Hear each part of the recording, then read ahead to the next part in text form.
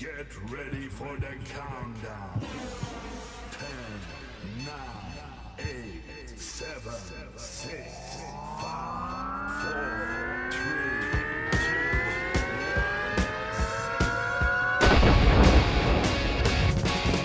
1. All right, it's time for the VooDoo Chef Podcast, where we will discuss all things voodoo from the VooDoo Studios located right here in beautiful Tampa, Florida. So to all my booties out there, if you're looking for nothing but a good time, this is the place to be. Call your friends, knock on the neighbor's door, and let them know it's time to party like a rock star for the next hour. Join me and my guests and learn to voodoo like we do as we discuss our faves and the voodoo that we use. I'll put our guests on the spot as we ask for their top 3, and make sure and listen as we discuss some of our favorite war stories from the kitchens we've worked in. Sit back, grab a tall glass of your favorite libation, and enjoy this episode of the VooDoo Chef Podcast. What's going on, Voodies? It's not like we've been sitting here chatting for hours, me and Ed hanging out. That's what we do. You know, look, already a half a glass in. It is the podcast. It's time to get rocking and rolling. And Ed's like, dude, we've only been here 5 minutes and it's already half gone. Yeah, that glass is just, it's like it's got a leak at the bottom. Well, if you couldn't tell, you know, that's not tequila. I fell off the tequila train, Ed. Oh, I just couldn't stop hanging out. My buddy Jack kept calling my name. Jack's been a good friend to you. He's been a good friend for a long, long time. First time we met, not so bueno. Oh, We didn't get along at all, but we're pretty tight nowadays. I had one with him, and that was it, dude. That flavor. I think my old man never let me live that down because I threw up in the bushes outside, and there was like this dead patch in it for months.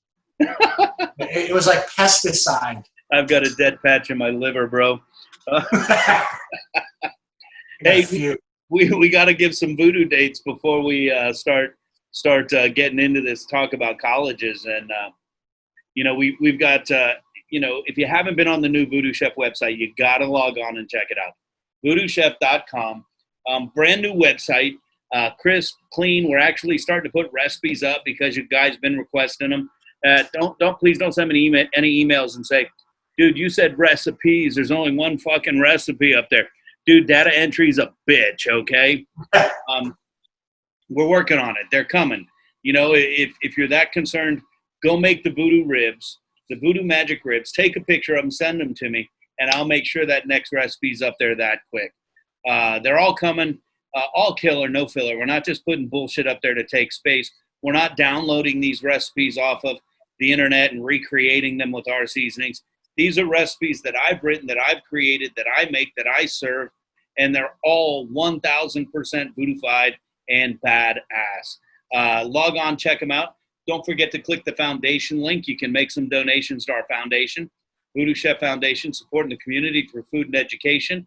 And most importantly, it's time to have some fun, Ed. We got the VooDoo Chef Golf Tournament right around the corner. I can't wait. You know, we had to change the date. We had to change the date. We were going to have it on Halloween. How cool would that have been? Day of the Dead. Hell yeah. God, it would have been awesome. One problem. We have a good friend getting married on the 31st, Miss Macon Stephanie. And you know Jack is going to be my golf partner that day. So if Jack and I are playing golf that day, we probably shouldn't show up to a wedding that night. And I don't think that would have gone too well. So we just moved the whole goddamn golf tournament. It's November 7th. Information's going to be on the website real soon. Keep a lookout. Check the Facebook page. Check the Insta page. And we're going to be rocking and rolling, having a good time, doing only we can. I'm excited. I suck at golf, so I'm going to be involved somehow, and it'll be Already fun. got confirmation from Doc Barbecue. We've already got confirmation from JP Peterson. Very cool. You can check out JP on, I think they call it the Big 8 or something like that, 8:20 a.m. JP's on from 3 to 6. And, you know, I listen to JP every day on the drive home. He's a solid cat. He and I go back a long ways, and a lot of people don't know that. JP actually did some marketing for the Restaurant Association and did a lot of filming at Chamberlain High School. Really? So, yeah, back in the days, Jarvis Henderson and them cats. Okay. Yeah, good days, man. Wow. Never knew. You know, you and I did a lot of work over there at Chamberlain High School working on culinary schools. And we're actually, 2 of our former students are coming in to be on the podcast today. Nice. But we're talking about culinary schools post-secondary today. You know, I don't know if you heard or not. I don't know if you're in that text stream, that if you're in that Facebook group, I need to get a brand new Facebook. Let me copy and paste this post. I got a whole new group of friends. Same fucking group of friends, you idiot. Johnson & Wales shut down a couple campuses. They shut down Denver. They shut down Miami. They're moving away from their format of kind of career education, and they're going to, I think the way she put it was a more traditional university experience. They're adding humanities, adding history, adding other classes.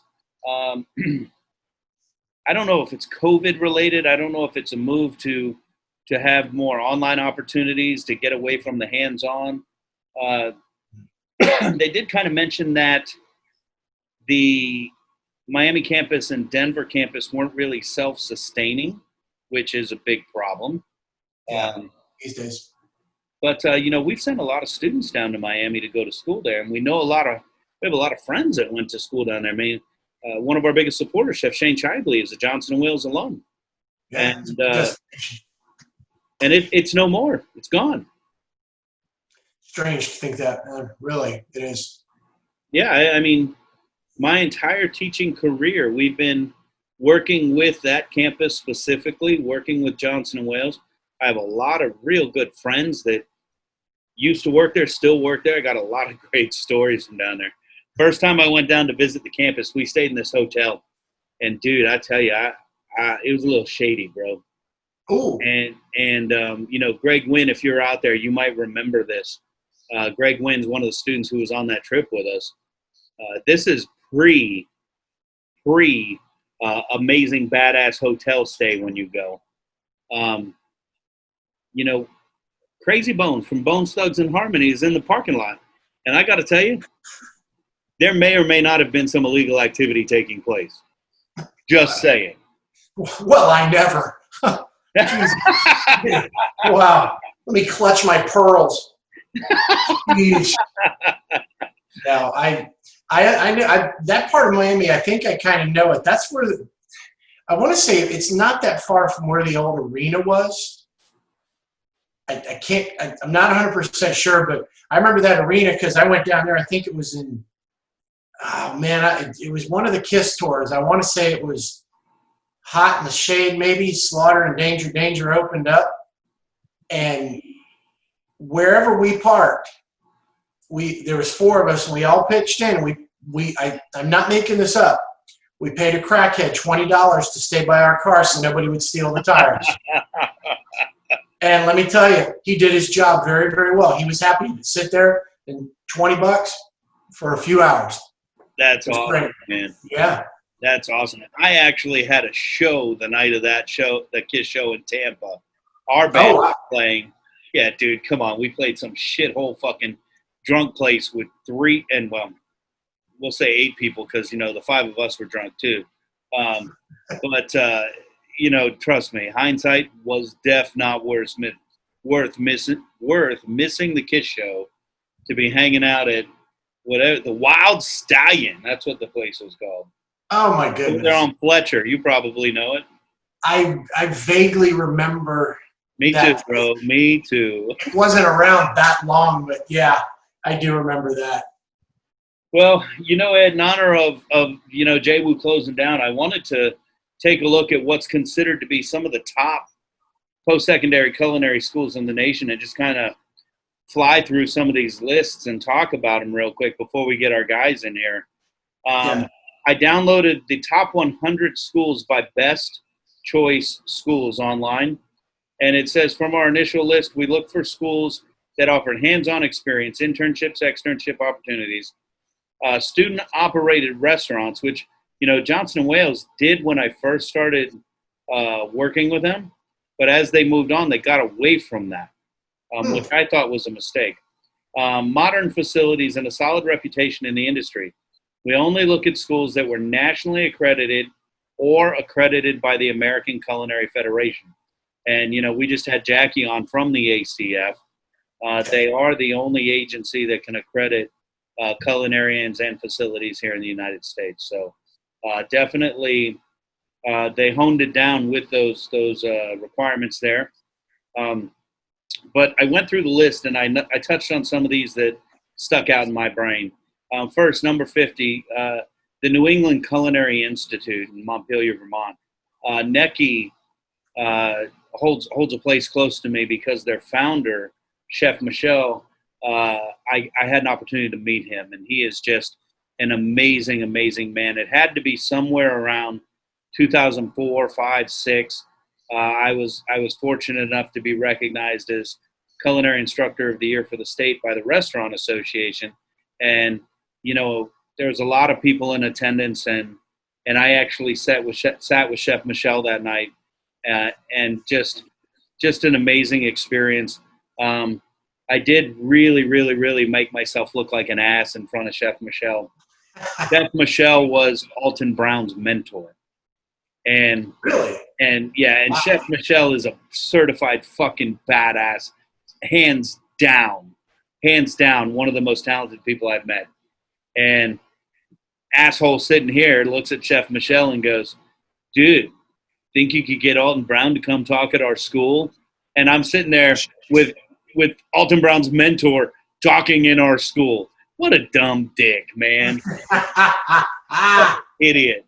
But I think he understood Alton's TV presence and the why behind it, because, at heart, he's the founder of the NECI, and he knows what it's about. So, classic. I found number 49 and 41 kind of odd. Columbus has 2 in the top 50. Columbus Culinary Institute and Columbus State Community College. 2 culinary schools in Columbus, Ohio, in the top 50. And Columbus is a college town, Ohio State University, right? Is that Columbus? I'm not 100% sure. I don't think it's in Columbus, but what the hell do I know? I have to look it up. Yeah, I don't even know where Columbus is. I think it's in Ohio. 2 culinary schools, Columbus, Ohio, right? Yeah, that is. Number 38, St. Philip's College in San Antonio, Columbus. Ohio State? Yep, it is in Columbus. Yep, I ran on the field at the shoe. I had one of the best burgers I ever ate in Reynoldsburg, Ohio, just outside Columbus. One of the best burgers I ever ate, Germantown. Wow. Number 38, St. Philip's College in San Antonio. I found it unique and that they made the list. And the reason I say that is there's a Culinary Institute of America in San Antonio. So they're competing with, arguably one of the best in the same city. So I thought that was pretty cool. Number 34, Gloria Garden College in Jacksonville, right here in our own state. And we'll come back to it in a minute. Number 32, Culinary Institute of Savannah at Savannah Technical College. I watch a couple reality shows that take place in Savannah. That's why I made the list. Oh, there you go. Okay. And a couple other ones that made the list because of location. 43 and 29, Kapiolani Community College in Honolulu, and University of Hawaii, Maui Kuli in Kahului, Hawaii. Dude, talk about a destination college. That would be the win, right? Be a winner. Number 24, Johnson & Wales University. I remember when Johnson & Wales used to come out as arguably number 1 or 2 behind CIA or in front of CIA. So, maybe this chart had something to do with their closing of the culinary campuses. Conspiracy theory? I don't know. There's some weird shit going on there. Hey, you ready for this one? Hats off to Chef George Pasteur and Hillsborough Community College. Chef George started, when I was a kid, coming out of high school. he was back there then, and of course he's since passed, but he is the culinarian that put Hillsborough Community College culinary program on the map, and pretty cool. They offer like 5 degrees. They've got the gourmet room. I've eaten in the gourmet room a number of times. It's always great when we go there. Hats off to HCC for coming in the top 20 in the nation. Yeah, that's a great deal. And the dean who was in charge of the culinary program out there, Chamberlain High School alum. Wow. Yep. Number 18, a big hats off to our friend, Dean Michael Mensch and Kaiser University Center for the Culinary Arts. Just an amazing program. Mike's an amazing man. I'm happy to call Mike my friend. He supports our foundation. Kaiser supports our foundation and all they do. Been working with Kaiser. Shit, man. We toured Kaiser University, eons ago. I can't even remember. Tallahassee was the only campus, and now they have one in Melbourne and Sarasota. So what I like about Kaiser, you can do 2 days a week, 10-hour days. So you can go to school 2 days a week, 10-hour days, and that's your whole week. You go to work in industry 5 days a week, full-time. Gotta love it. All right, now we got to break into the top 10 here, Ed, and I'm flying through these. The Institute of Culinary Education, ICE. ICE. We have our good friend, Chef Paul Bonanno. He and his students won VooDoo Underground last year. He is an ICE alum. They have schools in New York and LA. 93% of the alumni said they would recommend the school to their peers. Recommend the school, that's a big deal. Oh, you hear my dog Shit and Joe going at it. You hear him? Oh, they're going crazy. To say you would recommend the school is a big deal. To say you would recommend it to your friends, that's kind of a big deal. But they've got a lot of other accolades too. The International Association of Culinary Professionals named ICE the Culinary School of the Year 4 of the past 13 years. They have over 14,000 graduates. That is a big deal. Yeah. I'm going to tell you, I could be wrong. My mind wanders, and we'll put it like that. I believe Alex Garnaschelli was an instructor at ICE, and I believe she was Paul Bonanno's instructor. And I'm not a huge Food Network fan, and only because I want to be on Guy's Grocery Games or whatever the fuck's it called.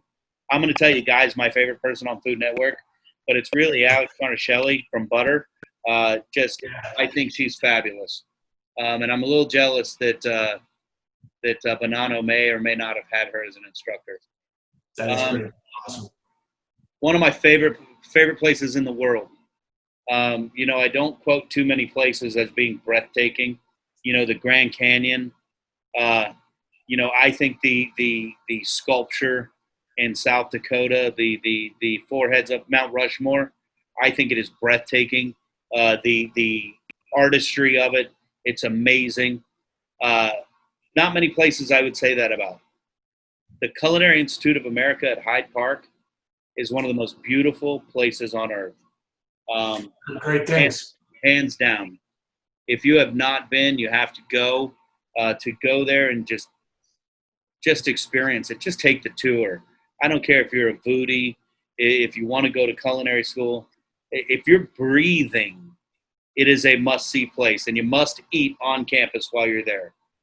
Hands down, one of the most fabulous places I've ever been in my life. And I've been to quite a few places. I went down to the Walmart on Hanley the other day. Definitely, CIA's definitely blows that away. Just saying. I'm glad to hear that, because that was a really interesting segue from CIA Hyde Park to Walmart. I've been to the Reservoir in Hattiesburg, Mississippi, I think it is. CIA blows it away. And CIA came in at number 2, which, to me, I find a little odd. It's the Mecca. It is the everything. Oh, we lost somebody in our waiting room. And then the final place, number 1, the International Culinary Center in New York and California. And they boast Bobby Flay and Christina Tosi as alumnus. And they have a 91.5 graduation rate and over 1,500 graduates. You know, I was never really a fan of Bobby Flay. That guy's amazing. That guy's amazing. You know, I don't know why I wasn't at first and why it took me a while, but that guy's amazing. He is a certified stud, and I love what he does for our industry. I don't know. What do you think of that lineup there, Ed?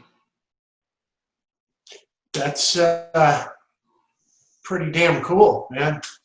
That's some heavy hitters. You know, and I also pulled up the HuffPost just to give us some comparisons here. And, you know, they got Johnson & Wales at number 4. They've got ICE at number 3. They've got CIA at 2, and they've got Johnson & Wales at 4, ICC at 3, CIA at 2, and ICE at number 1. And I hate to say it. I mean, all the love to the other schools. I think Culinary Institute of America can't be touched. That's me. That's what I think. I'm a huge Johnson & Wales fan. Huge. Always have been. I'll be the first to tell you that there's the right school for every student. But I think if we're just looking holistically at culinary schools, CIA is the mecca. 170 chefs from 19 different countries. The facilities are amazing. Programs overseas. I think they got a program in Singapore, somewhere else. I can't remember. You've got Napa. You've got San Antonio. You've got Hyde Park. And every facility is second to none. I remember walking in the storeroom and then pulling out boxes of truffles to show me. Just, you know, you're not going to see that everywhere. No, that's pretty wild. All right, my favorite story before we bring these guys in. CIA, Culinary Institute of America. We're on a personal tour from who knows what the fuck his title was. His title was Larry Lopez. Super, super cool dude. We're getting ready to leave his office, and it's cold. We're from Florida. We're like, dude, man, we got to warm up. He opens a secret panel in his office and pulls out like a bottle of 15-year-old scotch and pours us drinks and then hides it back in the wall, man. That was a win right there. That was a win. You get some Sherlock Holmes shit going in that office. That's awesome. Yeah, Larry's a great dude, man. I hope you're listening out there, Larry. Know that we appreciate you and love everything you've done for culinary students here in Florida, because that's what it's all about. And, you know, we can't say Larry without saying Arnim Solomon. Just class act. You know, Johnson & Wales spawned all this. Same, across the board. Everybody that we worked with, you know, 20 years in the high school level, myself, doing culinary. Everybody we worked with to help send students to school, just amazing. But now it's time to talk to some of those students. You ready, Ed? I'm ready. Let's bring these guys in, you know. Back in the day, I would have called these guys yahoos. I would have made all kinds of jokes about them. But today, we call them friends, and we call them just wonderful, amazing people. And I'm happy that I get to call them part of my friends and part of my life here. I don't know where they're all at. I don't know why we're seeing this. Lex, you there? Hey, how are you? Are you on mute, baby? Let me see. You're not on mute. Can you talk? Make sure you're working. Are you on a computer or on your phone? It says iPhone. Yeah. I don't know how to check. If you're on a computer, I could help you. Let me see if I could bring you up over here, and if you're on mute. Let's see here. I do not have you on mute. There's Alan. What's up, old man? Alan. Yeah. How you been, man? That's sound too. Oh, excellent. How are you? How long's it been since I've seen you? Oh, good few months. Dude, look at that hair. I wish I could zoom in on you. Where's Hank? Hank, man, you coming in? Lex, you turned off your video. All right, well, we're waiting for them. Alan, what you drinking today, old man?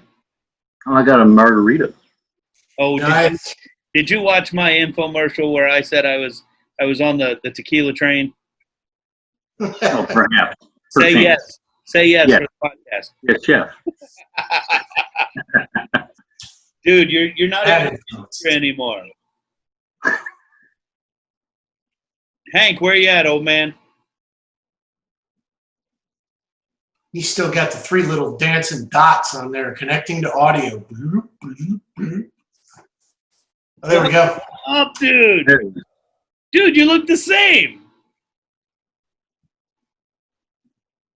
You just gonna sit there all cool, too cool for school? We don't have any audio on you, buddy. Hello.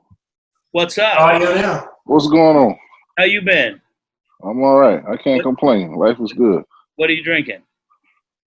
Crown and cranberry. Crown cranberry. We got Alan drinking some margaritas over here. We're gonna bring Alexis back in. Oh, she dropped out again. And I'm sitting here like Bobby Boucher. Water. Well, it sucks. It really sucks. All right, let me get Lex back in here, and then we'll start chatting, man. We got a lot to talk about. Man, Yeah. when's the last time I saw you, Hank? A good last time, probably college. That's been about 10 years almost. Not even about 8. What are you talking about? You sitting there laid back in that chair like you're 65. What's up? No, it's just been a minute, man. It's been a minute. It's probably been 20. I'm 30. At least 7. At least a good 7. At least a good. I'll buy that. Yeah. Alan, you said, Alan, we haven't seen each other in about 15 months, right? Yeah, at least a year. And Lex, what? At least 7, 8 days. Yeah, just about. We haven't come by for coffee in a little bit. I gotta come get some more coffee. So, what spawned this is, Johnson and Wales closed, and we all have a connection, whether it be through the college or through school of some sort. So we thought it would be fun to get together and just, share some stories about school and what culinary school's really like and what Johnson and Wales is really like. Hank, and it's hard for me to call you Hank. You can call me Henry. That's fine. That's fine. I go by either. But we all had a connection, and we all kind of did that school thing together. So I thought it'd be cool to come together and just share some stories and talk about school, and maybe pay some respect to Johnson and Wales for the things they've done in the community. So let's go oldest to youngest. What up, Hank? I know I'm not the oldest. So Alan, how old are you? 20. I know. You noticed I didn't ask you what you had. Radical Youngs might have you beat. Alan, how old are you? What year did you graduate? 2011. Hank? 2012. Really? Yeah. All right, let's start with Alan. You want to tell the story, or you want me to tell it? Who? Me? How did we meet, Alan? Well, we met when I was in high school at Chamberlain High School. No. You were in high school where? I transferred from Sickles High School. Sickles when we met. So I suppose 10th grade. And there was some culinary thing going on, and I met you, Chef Youngs, and I was already thinking about going into the culinary program at Sickles High School, and Why didn't I you? met Youngs. Oh, wait, never mind. We can't say. No, we'll leave it alone. Yeah. Well, you did. You came to Chamberlain and started the program. Yeah, exactly. And that kind of spurred off. You introduced me to people from Johnson & Wales and Culinary Institute of America, and it really went from there. You kind of, anybody that doesn't know Chef Youngs, he's a tour de force in. Dude, this isn't about me. This is about you, man. So, No, but they never forget where you come from. Youngs is where, I got my start, and you really, it's the beginning. Likewise. Right. So let me tell you the Alan story. Alan was at Sickles, wanted to go to culinary school. His mom knew of our program. His mom and I had chatted. Mom Hilly's matchmaker, hooks us up. Alan comes to Chamberlain, does 4 years of culinary in 1 year. 4 years of culinary in 1 year. And I told him that's what you're going to have to do if you want to go to culinary school. Alan did 4 years culinary in one school, 1 year, got his national certification, did not even walk across stage. Left early That's to true. go to the Culinary Institute of America to study baking and pastry. And let me tell you, dude, you are a badass fucking baker, dude. And I know I you're appreciate it. I know you're in a career change, but you have some mad fucking talent, and you need to stay. Tell us about CIA. 2 minutes or less. CIA. Well, the CIA, it's a not-for-profit university, and I toured the campus in 2008, I believe, and it's unbelievable. Their dedication to their curriculum is unmatched. I mean, same as along the lines of JWU, and I mean, JWU was founded by people from the CIA, so we're really kind of in the same lane here. And CIA is just, along with JWU, it's the preeminent culinary schools.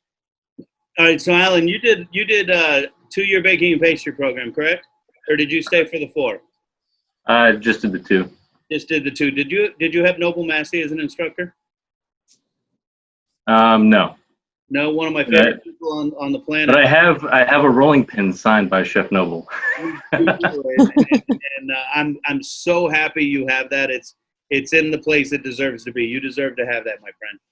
And I'm glad that I got that and gave that to you. It sits on a high shelf in my room. Very cool. The baking and pastry program there is second to none. I mean, you guys do some amazing things.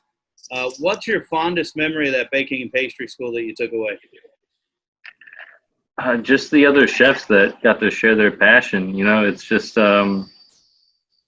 it's really like not to say that it opened any more doors than it wouldn't have, but I mean, just the other people. It was like a community that could share in the same passion that you had, and you could just really envelop yourself in that. And that's really the fondest memories of having conversations with people that could, be along the same lines.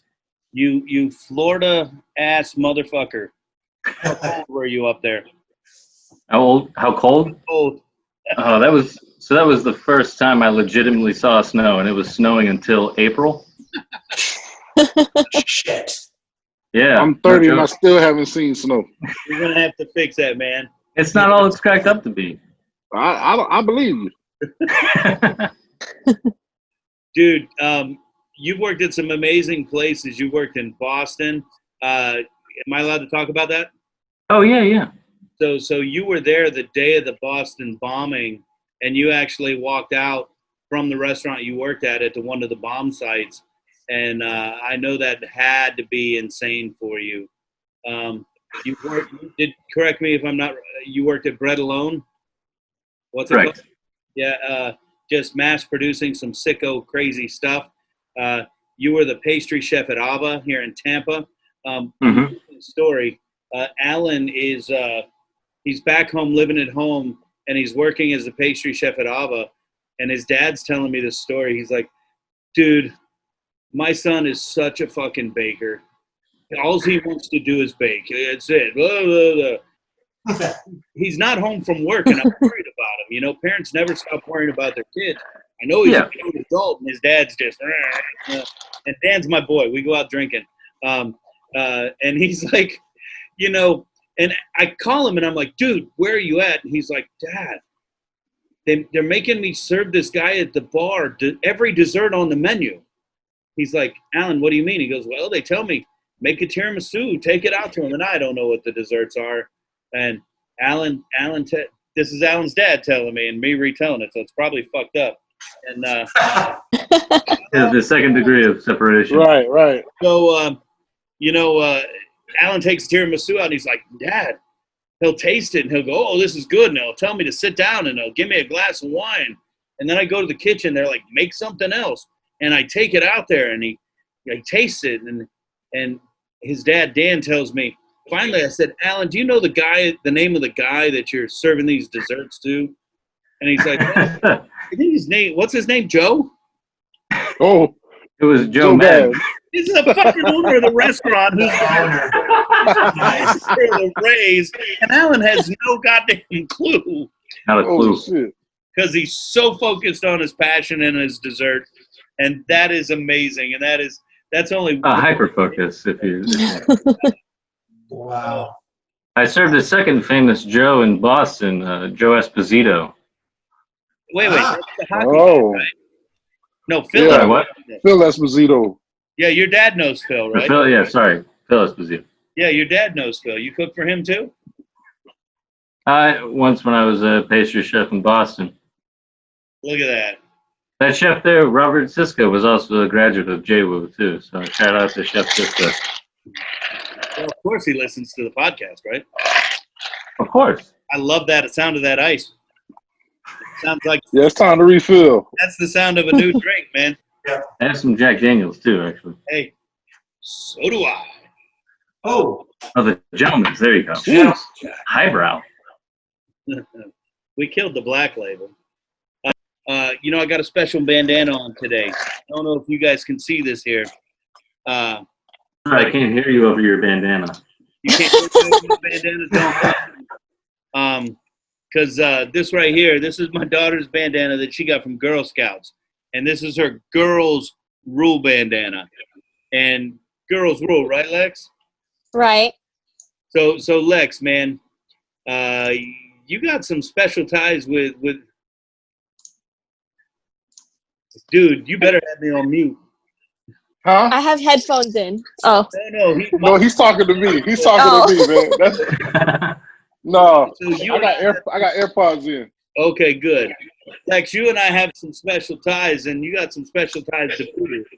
You've got to do some things that other fools haven't. You two, Abel in high school, and how old were you when we met?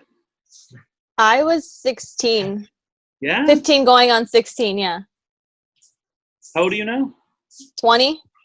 20. You're kicking ass and taking names, and you need to keep it that way. Sorry, I didn't eat mutt. Mine are going the same way, man. You're the winner of the VooDoo Chef High School Recipe Competition Challenge. $10,000 to school. I don't know. I'm sure you got some other shit. But what's important is graduated high school. You went to a different culinary school than we've been talking about. You went to Kaiser University in Sarasota, Florida. All three of these schools are in the top 20. No, Johnson Wales was 24. Sorry. Top 25 culinary schools in the nation. And you went to Kaiser, came in, I think it was 18, and studied baking and pastry. And, if you go on our Facebook page, we see you with your ACF certification patches. You do a lot of work with us out in community. You've done events at some rich-ass motherfucking people's houses with us. And you're one of the bakers and decorators over at Alessi Bakery, one of the top bakeries in the country.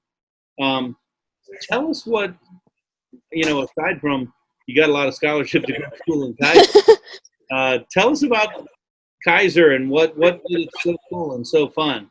What you don't want to say is, it really wasn't, because, Mike watches the podcast. Yeah, no, we don't want to be mean to Mike. Kaiser was great. It was a great experience, transitioning from your class where we were all a close-knit family and we got along so well, from playing music to cleaning the kitchens and cranking out some good meals-ish, depending on the day.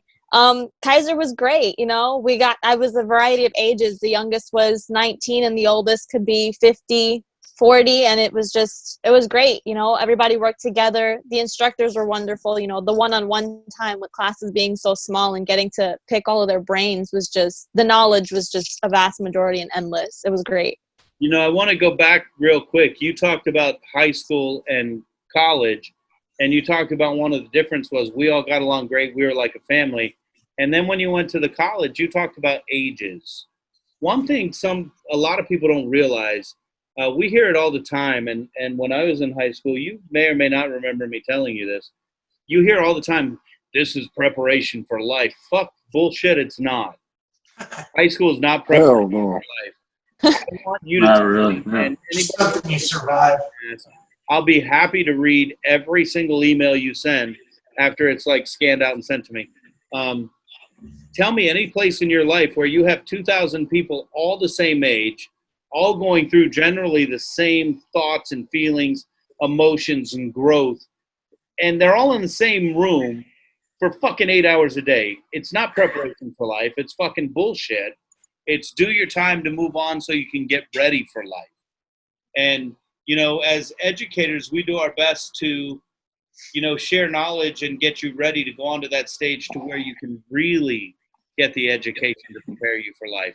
So I'm kind of glad that you were able to make that analogy and talk about the differences, not only in diversity, but in the ages and the backgrounds of the people that you were studying with, and then the level of knowledge of your instructors with which you were talking. So I always you're ahead of your game. I try. So talk to me about Kaiser. What's a day in the life like? Well, living here in Tampa, we were up at like 5 to make the drive to be at class by 7. You said I think, carpooled, right? yeah, it was me, Frank, and Yatsia, the 3. Early mornings, long days, you know, but most of it was spent in a kitchen. I think at most we spent an hour to 2 a day in a classroom setting. And that was just getting your recipes and then going to the kitchen and experimenting and doing trial and error and demos and just kind of working together and learning all the different cuisine or the different cakes and breads and everything. And they focused each month on one subject. So 1 month was breads, 1 month was cakes. And it was just, it gave you that room to focus on what you were learning and not a million and different things at once. So you talked about getting up early, going to work, working long hours, and then going home. It's kind of like real world. Yeah, kind of like a job, yeah. Good job. But and because I know Mike, and because I know Bot, and I know Divert, and I know Sam, and those are all the chefs at Sarasota campus, and they are amazing people. You know, as most true educators are. You said you got the chance to experiment and try and work things out.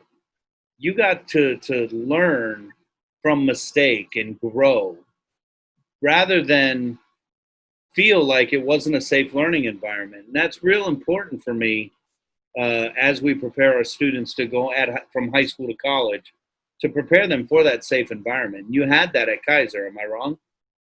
No, you're right. We always had that safe net where if it's you mess something up, they would kind of walk you through, okay, well, where do you think you went wrong? And they took your advice, and then they would say, well, this is where you actually went wrong, and they would correct it so the next time you had it perfected.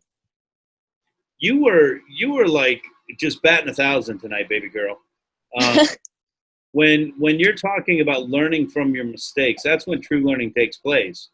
And the fact that you learn more from your mistakes than you do from your successes, you know, for Kaiser to go through that with you and allow you to try and articulate where the errors came from and then educate you on the reality of what happened, that's going to make you a stronger thinker moving forward. During that time, how uncomfortable were you when they said, where do you think you went wrong? Not very uncomfortable. It made me stop and think about everything I did in the process of, did I follow the recipe? Did I put too much of something? And then your words would ring in my head. You know, cooking is an art and baking is a science I'll never achieve, but you can try.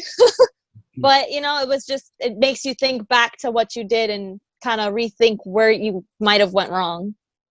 And what are your takeaways from Kaiser? What's your, you know, we talk a lot about Johnson & Wales because they're going away.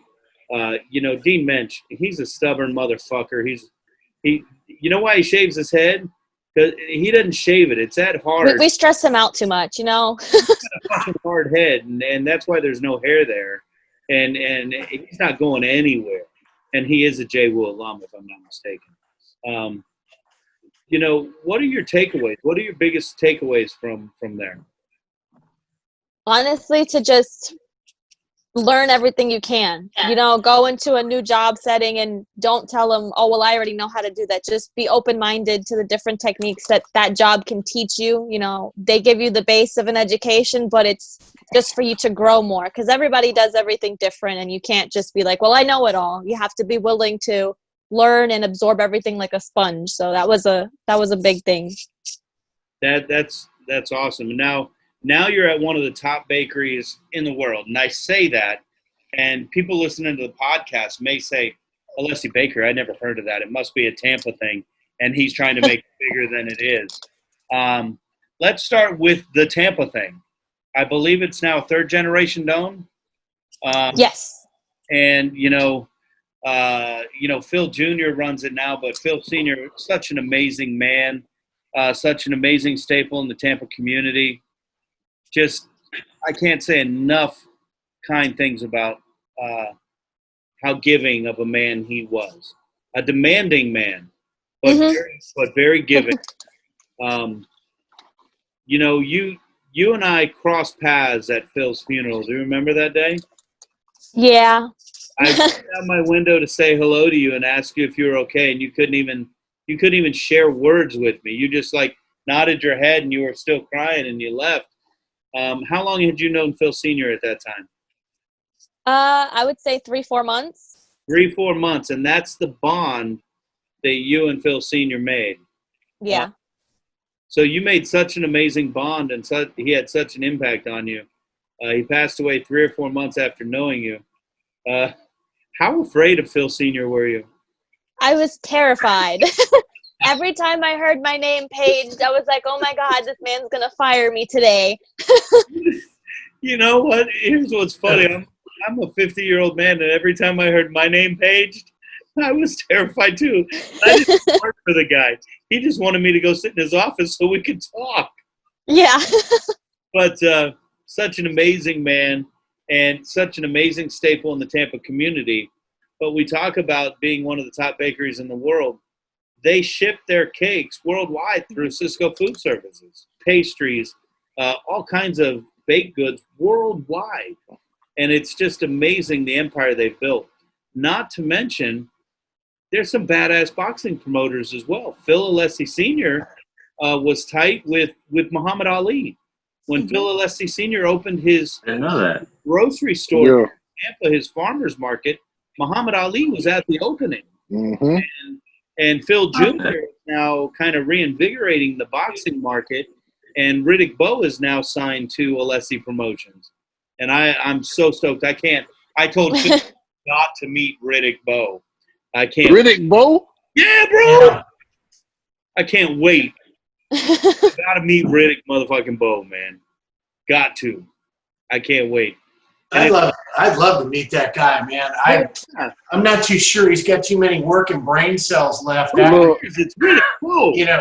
He had 2 fights with a Polish guy named Andrew Galata, and even though he won him, that guy, I'm telling you, man, he beat him in bad shape. Bro, man, I don't care who it is. I love to meet him too. He's a world champ. I would even be happy to meet Evander Holyfield. I was at the Highlight Fronton watching that fight right here where the Home Depot and the Sam's Club were. Yeah. Yep, because it was on a Saturday night, 50-cent hot dogs and beer, and that was the night that the parachute guy came flying into the. Mm-hmm. And I remember watching it, going, "Damn, I'm fucked up. Did that really happen?" It was one of those you're questioning your sanity nights. I know I'm fucked up, but I'm pretty sure I saw that. And they beat his ass. They beat that guy's ass so bad. They're just pounding the guy, beating him. Tell Junior that we need to have dinner with Riddick. I'll cook for Riddick. I don't give a fuck. You mean I'll cook for Riddick and you'll have a Jack Daniels? Alan, have you ever seen me cook? Lex? Not well. We work safe. Maybe, kinda. So I'll do the cooking. You'll have a Jack and make conversation, like every catering event. Exactly. I'll go over the recipe. I'll say, "Here's what we're making." You already know the MO. Amazing.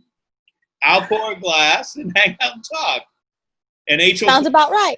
And H.O. Fair enough. All right, Hank. Hank, we're coming around. We're just going to share some stories here. So All right. you and I met at some FCCLA event or some stupid shit, right? Oh, wait. Yeah, we met Wait. at I'm on the board of FCCLA. directors of FCCLA. I'm on the board of directors of FCCLA. Let me rephrase that. Currently, Very prestigious FCCLA event, did we not? you're currently a board of directors member. Currently. Oh, okay, cool. Hey, you know Pat quit, right? Yeah, I heard. It's a sad day, my opinion. I know. So we I know met you're at crying. the CLA event. I don't know why, but my students took a liking to you. You didn't know. Come on now. Who hooked you up, man? You did, but at first you didn't really. I wasn't too keen on Chef Young's list of Why? folks, but You know why? I mean, You know, why? because, man, you can't be getting up on my students. I got to protect my kids. What student did I get all aboard? None. I didn't know you yet. Oh, okay, I feel you. Yeah. They just took a liking to me. I'm a likable guy. You were alone, weren't you? I was the only guy in the Only group. dude. I was the only guy. So because of that, they were like, "Hey, like we don't want to pay for a whole nother room just for him to be by himself." Like, Yeah. and then you were in Auburn. Shout out to Auburn if she's watching this. Oh, big shout out to Auburn. Yeah, love Auburn to death still to this day. But yeah, she I guess you all were cool, and she was like, "Hey, you got somebody that doesn't have a roommate? Can he stay with? Can he room with? I guess whoever I was with. I don't remember the guy, but yeah, we met at that was ninth grade, so I was like, We 14, kicked him 15. out. You're now part of our family. Thank you, greatly appreciated. Feels good. But long story short, we met my ninth grade year. By my senior year, I was a state officer in FCCLA. And let me just tell everybody, in ninth grade, you looked exactly like that. Yeah. Ninth grade, I was 6'2". Ninth grade, I was about 6'2", 175, something like that. Wow. Yeah. I was a man child. Grown man, yeah. Yeah. Jeez. Yeah. But I can remember we were going to Anaheim. Oh, And dude, again, that's huh? That's the best. We got in so much trouble everywhere we went. Yeah, we were in Anaheim. Good trouble, I good remember. trouble. Well, it was going into my senior year, and I remember Anaheim. I was the only person again from my school going. Your school. So my school sucked at FCCLA. I love Newsom. Hey, if anybody from Newsom's here, love you guys. You guys sucked at FCCLA. But anyway, we're in Anaheim. Yeah. What are we doing? Well, we're in Anaheim, and I think I ended up like hanging out with some of your students again, Christine and a couple other ones. And I think we had a chance to talk. And then afterwards, he's like, ninth grade year, I couldn't stand you. I thought you were just a jerk or something like that. Too. I love you too. But regardless, like, he's like, man, I like you a lot. And I said, man, Chef, I like you too, man. And that's where the love started. But then he lied and said that a bunch of kids from my school were in a fight. And the next thing you know, I'm walking up to the recruiter from Johnson & Wales, Robin, and that's how I ended up at Johnson & Wales. Deb. Yeah. Deborah So, Barkowski. What's that? Deborah Barkowski. No, the other one. Robin Pfeiffer, Deb Barkowski. Right. And It was both of them, I think. I know it was Pfeiffer. But yeah, so that's how that started. Fast forward to Johnson & Wales, go to open house weekend with them. Love the campus, and I was at Johnson & Wales freshman year of college. now you're one Definitely of a our cultist. oddballs. What's that? You're one of our oddballs, and I really do. Yeah, I am. Our family. What a lot of people don't know about myself, it's not about sending somebody to culinary school. It's about sending them to school. And you're not one of our culinary peeps. What did you study? So I studied sports entertainment event management and sports marketing. And that's what I studied. I went on the open house trip and went through culinary and said, I'm not sitting my ass in a lab for 6 hours a day. That's just not me. So then when they told me, hey, it's a whole nother, we got other degrees here. And then I switched over to SEE, and that was probably one of the best decisions I made. Am I in the degree right now? No. But come on now, dude. You can't keep it confidential. I keep it real. I'm not allowed to tell them who some of your biggest clients are. What's that? I'm not allowed to tell them who some of your biggest clients are. I mean, you're a manager. I know you're. Okay, no. We all know you're managing contracts for these superstars out there. Oh yeah, all of them. You're the one that worked Gronk's contract, aren't you? Who, LeBron's? Gronk. Aren't you Gronk's agent? Gronk. Yeah. I'm Gronk's agent, man. Yeah. Yeah, sure. Degree, but the importance of a degree is there, and that's what's got you where you're at. Am I wrong? Yeah, and I don't regret. I don't regret going to Johnson & Wales. I don't regret getting a degree in what I got in. It has helped me a lot because it is a hospitality degree, and with what I'm doing now, being a supervisor at a hospital, dealing with environmental services, it's that hospitality side where I'm having to go talk to patients about, patient care and are they being treated, situated and stuff like that. So I am kind of using some of the hospitality aspects of what I learned in college. Yeah, it transfers. It transfers. It definitely transfers. And without Johnson & Wales, that wouldn't have happened. Anymore either. Sorry, what? You're not in field anymore either, right? No, but I feel like the management skills and the people skills, the soft skills, if you will, they transfer, and it's something I'll take with me wherever I go, and now that I'm in school for something else, it's an advantage that I feel like I have that someone that may not have working in the industry for 10 years. So Hank, tell us about. Tell me your favorite story at Johnson & Wales, if you can. Remember, you're not allowed to fucking say anything bad on the fucking podcast. Shit. I will say some of my favorite memories are ones that Johnson & Wales North Miami campus is a very diverse campus. So coming from high school, where out of 600 kids coming from Newsom High School, that was 600. I had 600 people in my graduating class, and it was only 25 people that looked like me. And then going to a culture shock where is that a real statement? That's so serious. Like, I'll pull out my yearbook and you can count 25 to 30 people out of 600. How many Island Pacificers? Island Pacificers, it might have been 2, 1.5. But like I remember like going, and it was just a crazy, diverse campus. I think the craziest, the funniest story, craziest story I have might be, I think, it might be the story that got me there. Yeah. I remember Chef just telling me like, man, Henry, we're at States for FCCLA my senior year. And I didn't know where I was going to college. It was like March. I didn't know where I was going to college. I'd only applied to like HCC and maybe like 1 or 2 other schools. And Chef comes running in this room and he's like, hey, it's a bunch of guys, it's a bunch of folks from Newsom in a fight. And I can remember taking off my jacket and running down the hallway, getting ready to swing on anybody I see moving that's not from Newsom. And then he stops me and says, this is Robin Pfeiffer and Debbie Barkowski from Johnson & Wales University. They want to talk to you. So I look. Nice timing. Yeah, go ahead. Good timing.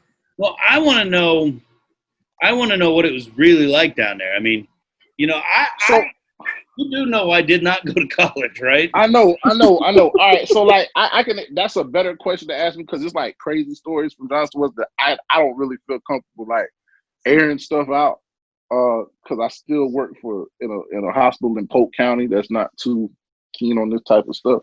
But I will say,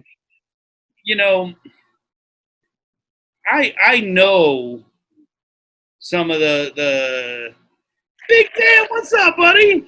Man, How you doing? You got a cocktail?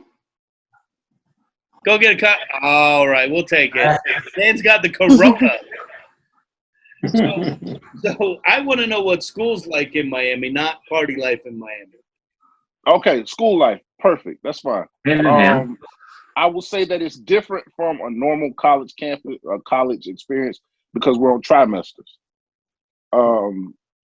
The school-wise, it's definitely different to the point of you're not really in a. It's a lot more free flowing. To the point where it's a lot of projects. It's not a lot of writing papers and stuff like that. I had friends that was telling me every week they were turning in 10, 20, 30-page essays and papers and stuff. And that's not what they were about at Johnson & Wales. At Johnson & Wales, it was more like, we want to teach you these things hands-on. It was a lot more interactive. I know there were multiple classes where it was like every week we were going on a field trip somewhere, where I didn't have that many field trips in high school.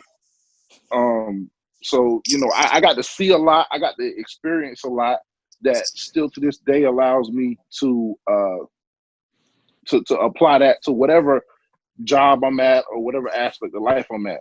So I'm you going feel to like the takeaways were there? Oh, absolutely. I definitely feel like the takeaways were there. It was definitely something I wouldn't change for anything in the world. You know, regardless of anything. It was definitely fun learning a lot. I remember one of my professors was one of the executive producers for the Grammys and the BET Awards. And so she's in my what's that? Why didn't we get tickets?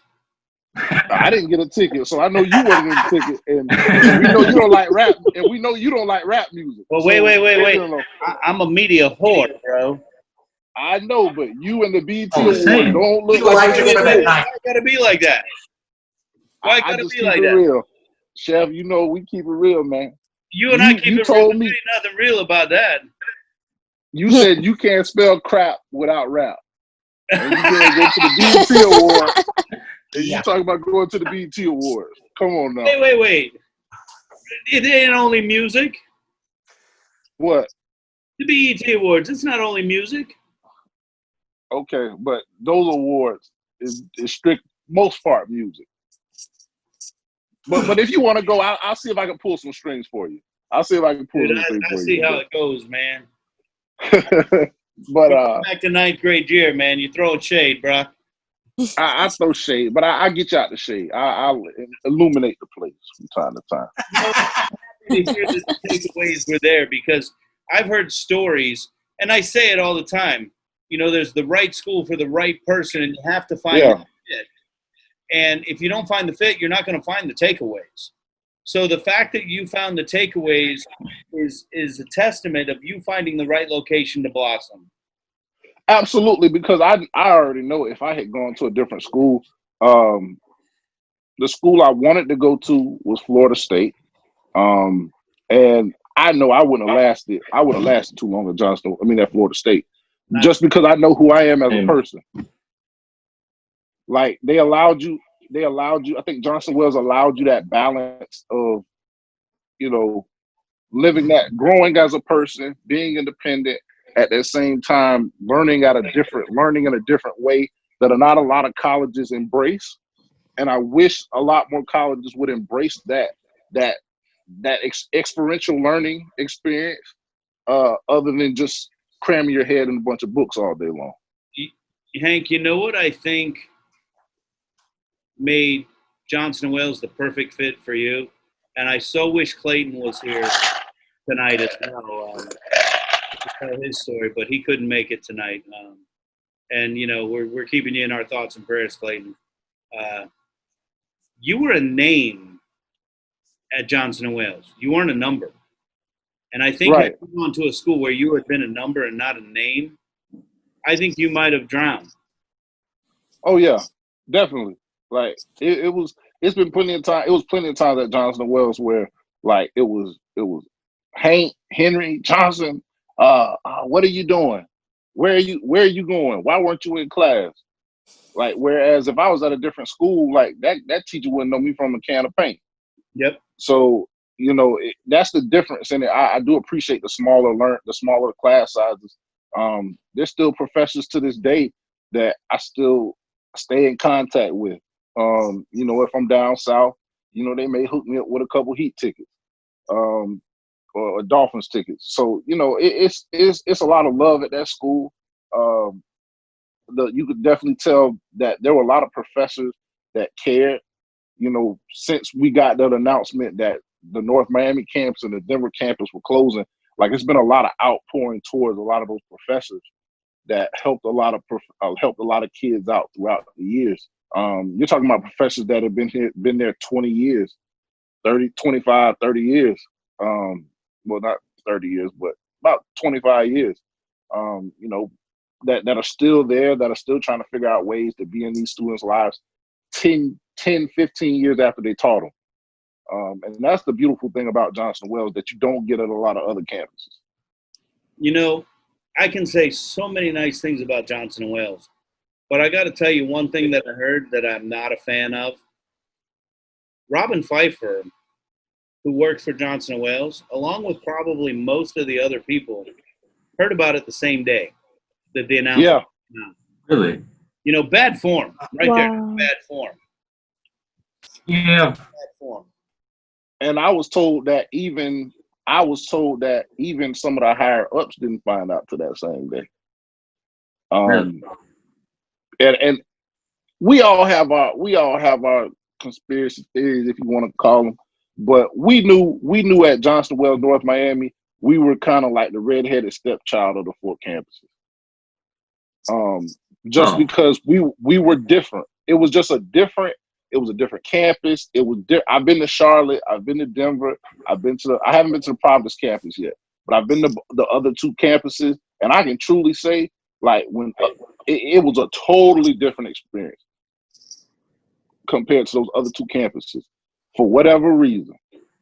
I'm going to ask a question. Probably going to be politically incorrect as a motherfucker. That's fine. I'm incorrect as well. Here now, right? Right. Is the Charlotte campus as diverse as the Miami campus? No. Is the Providence campus as diverse as the Miami campus? No. Okay. And Denver isn't either. Well, so you take that how you want to. Yeah, but Denver, they get high and they think they all look right. Like fucking weirdos. Right. Right. Sorry. No, I will say this: like, we knew when we had those big wigs from Providence came that would come. Like, you could feel the tension in the room when they came there. Like, they came because they had to come. They wanted to go take a little quick vacation in Miami, but they were in and out. We didn't see them too much. My buddy Ken DeSaya from Providence loved the Miami campus. I'm going to tell you that. Yeah.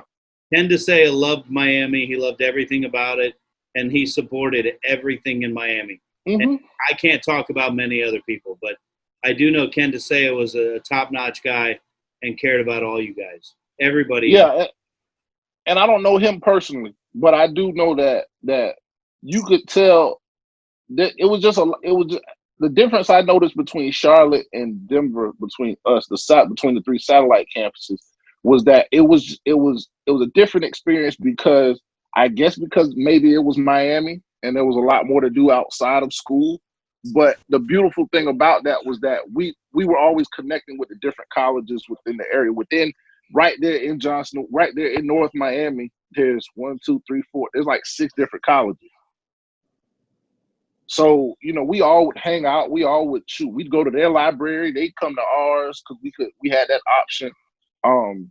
But I think more than anything, I think the diversity did kind of scare some folks off up in the north and parts of the United States and Providence. That did scare some folks off. Because it go ahead. I'm gonna say one final touch on this. When COVID started, some of my people that I talked to from marketing, they gave me the heads up. They said, watch for a lot of companies to use COVID as a flex point. Oh, yeah. Yes. COVID as a flex point to flex and change and adapt. And I'm not saying Johnson Wales did that. But they did talk about the current times. They did talk about the changing times in their speech. And they did talk about moving to a more traditional university. But I do want to say one thing that they also said, and I don't know anything about it other than the press release and talking to you guys. And Lex, just let me tell you, you're in trouble because these guys Why? both got the company line down for their universities. You know, you heard them singing the mantra like they're brainwashed here.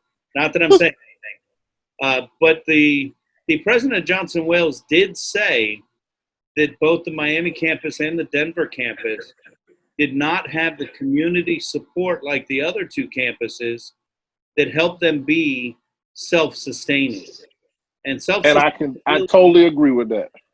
And you know, if you look at the Charlotte community, they've got Bank of America all up their ass. Providence is a college town. It is what it is. And if you're not self-sustaining, I mean, I'm in the education business, and you ain't gonna last. The thing I teach is it doesn't matter what business you're in; it's about the bottom line. And if they weren't self-sustaining, I'm going to tell you, this might have been the turning point and the excuse to make that flex. And I hate that it happened, but you got to be self-sustaining. We do. When I graduated in 2012, we were in trouble back then. Oh yeah. And when I first got to school there, we had been taught. There had been talks about, well, you know, the school not making too much money, and you know this and that. And then they built this multi-million-dollar gym, and they put this big ass wildcat in the middle of the damn right there in the front of the gym. And then I go back about 2014, 15. They blocked off all the roads and all that stuff like that. Property. Yeah, and it's just like, come on, man, like yeah. But then I had heard maybe in 2016 that it wasn't looking too good and that the days were numbered. So when we saw that press release, and that it wasn't shocking to it. If there were folks that were really in tune with the school, you weren't too shocked that it happened. It was just more of like, damn, all right, it finally happened. You know what I can't wait to see, Hank? What's that? How much they sell that property for. Oh Lord. I'm not gonna put out anything I've heard. Just know that it's a pretty penny. No, it's almost good as bought. How much? I'm not gonna put a number out there. Dude, it's not like your word is gold. It's all rumor and happenstance. It's over 30 million. And he's gone. No, my bad. See, no, my battery was going dead. But don't worry. It's over. Watch, I'm real good at some. Watch this. I'm really good at some lines. Epstein didn't kill himself. Oh, wait, I got some more. Carol Baskins killed her husband. And just so you know, I will add to my list if something happens. Johnson & Wales took out Hank. I'll add it to my list. And OJ did it. But no, like I've heard north of 30 million. That's insane. Because I've heard, and this part is public knowledge, that FIU is going to buy it up, and they're going to turn it into a medical research facility. Wow. Now, what the hell are you going to do with that big ass? Yeah, it used to be a hospital. Well, yeah, it used to be a hospital, and then there was a psych ward that they were supposed to turn into something that they never did. So they're going to turn it into a research facility, find a cure for COVID. They're going to have mandated vaccinations because all of America is so afraid, and they're going to make a fuck ton of money, and I need to buy the stock now. Boom, boom. Yeah. I don't know how you can buy stock in a college, but I just want I want stock in the medical company that's creating the vaccine. Oh, well, yeah. You probably have a library in that view. I just want to know where the hell they're going to put that big ass wildcat in. That's all I want to know. I thought you were getting that. Hell no. I thought you were getting that for alumnus of eternity. No, man. No. If I get a piece of the court, like that's cool. Like I'll take a piece of the court, Get it. the basketball court. All right. Yeah. All right. Hey, So, dude, I'm glad you're here, man, and I really do love you, and I'm glad you're part yeah. of it. Thank you for having me, man. I love you too, Chef. You don't get to go away yet, though. 'Cause we got some No, I won't. I won't. I'm ready to go make another drink while y'all keep talking. Well, I gotta get too, man. Hey, you know what? I love this conversation, and I could sit here and do this all night. But you know, we do try to keep the podcast to an hour. But you guys are family, so you know, we're just kind of doing our thing here. But I don't. I got time. I ain't got nothing to do. I'm off all week. Some of us work, man. Not this guy. I do want to get to some of the parts of the podcast that I love the most. And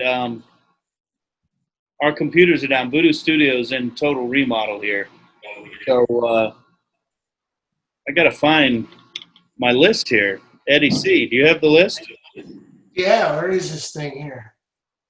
Yeah, I got the email. It is there. Oh, I found it. Look at that.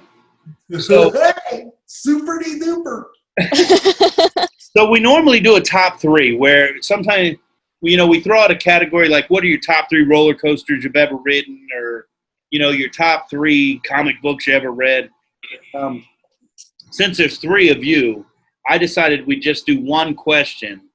And I want to ask you guys all the same thing. Now, you know, Hank, we know you're sports entertainment management, but you went to a damn culinary school. And I did. And you probably hung out with some damn culinarians that were badasses. Listen, I think all my girlfriends and all my little lady friends was culinary because I had to eat. So, you know, I picked up a couple things from the young lady. Shout out to all the women that graduated from Johnson Wales University with a culinary degree. Y'all fed me good for 4 years. I love y'all. You're talking like a rock star, man. Are we on Sunset Strip? Is this CC DeVille? What the fuck, man? I want to talk about, we're each going to just give our own. And, you know, just so you know, when we talk about these opinionated questions, we all know it's your opinion of today. Because opinions change daily. You know, I mean, if you ask me what my favorite thing in the world to eat would be, I would say nachos. Because I love nachos. But tonight, I had to have brisket. No. Tonight, I had to have brisket. So we know it all changes daily. Nice. But I want to know what everyone's favorite dish to eat is. What's your favorite dish to eat? If I sat you down and I said, look, this is your last meal. You're on death row. It's your final meal. What are you going to eat? You know, I've been thinking about this since we started, you know, since I put the notes together for tonight. And I would have to say it's going to be a big porter, for me, a grilled porterhouse. You know, I'm going to get the best of both worlds. I'm going to get the New York strip. I'm going to get the filet. I am a baked potato guy.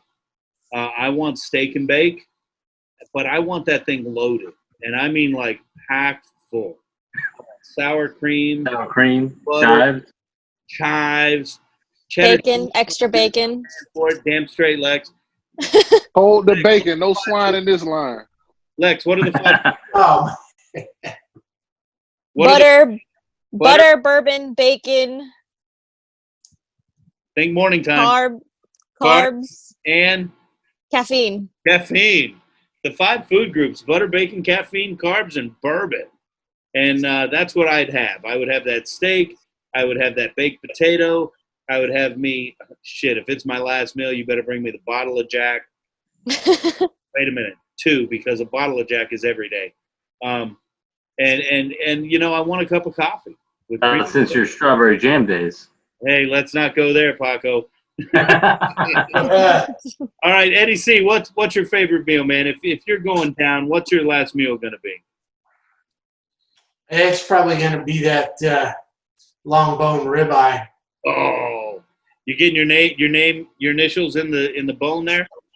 Yeah, if we go again, I was just looking at their prices and they went up, and it's like, fuck, you know, it's still worth it. Nowadays. So, but yeah, that'd be my thing. That and the shit. Every time I go there, it's like an 8-course meal. I leave there thinking I am going to die. You're complaining about that? No, I mean, I'd want to go that way, you know. So Eddie C, he's talking about Council Oak at the Hard Rock. Yeah. And he's talking about the tomahawk ribeye, and he's complaining about the 8-course meal. Oh, Jesus. Like, I'm getting excited just talking to you about it, homie. It's that good. I mean, it's worth every penny. One of the sides. For me, I usually I start off with the house-made bacon. That doesn't suck. Even their bread that comes to the table is good. My side, I generally just get the roasted Brussels sprouts because they do it right there. I mean, I can't quite get it that way at home. I got pretty close the last time. I took a cast iron out to the grill, got that thing up to about like 550, 600, and did them in mixture of olive oil and butter, and then finished it with this thing that I got up at Sprouts. It's balsamic vinegar and soy sauce combined. And of course there was bacon in that too, but it was pretty damn good. You can't get that char at home unless you got a salamander, but that's why I get it there, and it's just fantastic. Awesome, So, man. Dude, I'm getting hungry just talking about this stuff. Yeah, it's Likewise. great. Here comes Alan. Alan's gonna say, "I'd like a nice challah bread and Well, you know. Jesus. French buttercream on the side." Well, you know, being a pastry man, I was knocking around in my head. I'd say either along the lines of steak, like a nice marinated skirt steak, just a hard sear, 2 minutes on either side, and just slice it up, put it in a taco. You know, with whatever accoutrement you like, raw diced onion, and that's my jam. Hey, you gotta try it with some pickled shallots. Pickled shallots. Oh my god, dude! I had pickled shallots on it a couple weeks ago. Absolutely insane. And a quick, easy recipe.